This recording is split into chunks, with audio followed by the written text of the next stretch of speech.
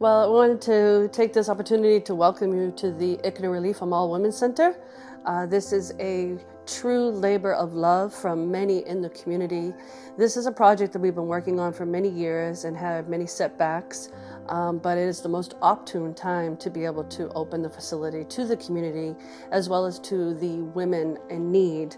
We are a 12-bed transitional housing facility for homeless women and children, and alhamdulillah, we've already accepted women into the facility. We're filling up very fast because the need is so great.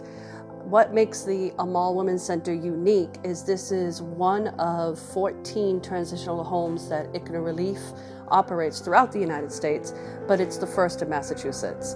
And it's a bit unique in its character. The Amal Women's Center will be open to all women in the community, not just the residents that live here.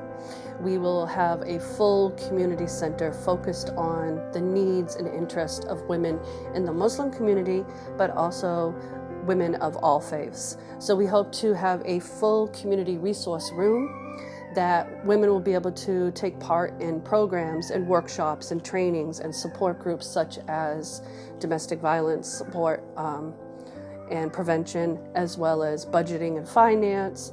There will be a computer lab in our community resource room, which will offer women and those in the community the opportunity to come and work on a stellar resume, inshallah.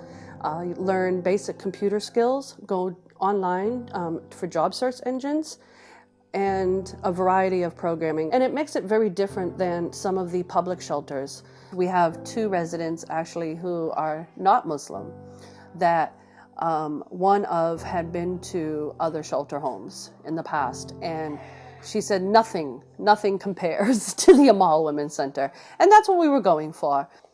So something that is truly a pleasure to be able to share with the community is the history of the home in which the ICNA Relief Amal Women's Center is housed. We are actually standing upon greatness. There is a legacy that goes with this building. The property owner is directly next door, Masjid al-Quran.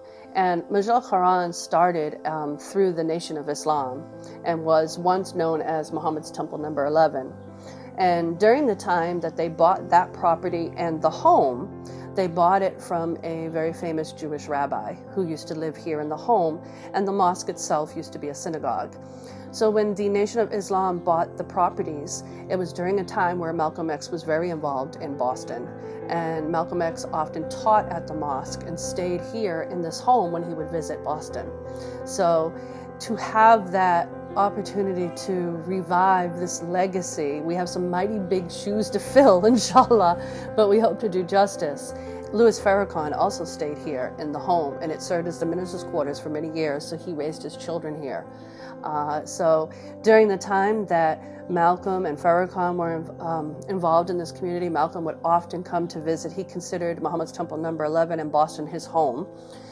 So oftentimes when he would come to visit, other notables would come, and there was a fundraiser for the mosque next door at one point where Muhammad Ali came to Boston and also stayed here and visited here when he was here. So the community itself was a very vibrant indigenous Muslim community, and there were many Islamic stores as well as Muslim-owned businesses, and it was a very thriving community. Through the years, a lot of that has diminished, and we hope, inshallah, through the ICNA Relief Amal Women's Center, that we're able to revive some of that and really contribute to the community as a whole. After Farrakhan moved out of the facility, the first full-time Islamic school was housed here, the Sister Klara Mohammed School. And we have pictures actually that we found in the building as we were renovating of children that went to school here who are now adults, and who have come back and looked at our wall and they're like, oh, I know that person, or I know that person, and or saw themselves. And they're very excited to be able to come back and be a part of this project. It has been a project of love, a labor of love, with a lot of blood, sweat, and tears that have gone into it as well. We have our official grand opening ceremony and ribbon cutting by the mayor of Boston, Marty Walsh, who will be joining us to tour the facility and cut our purple ribbon. But mashallah, the community, there are community members who have donated beyond my expectations. I think that many in the community are very anxious to have something that they belong to, that they have a part of, that they can see and touch and contribute to. So it's truly going to evolve over time. Although I am the director of the program, it's really not up to me to dictate or say what's going to take place in this space, other than the transitional housing component. We want the women to really design the program that's here because we really truly want to meet their needs. Inshallah. Okay, ready? Count to three.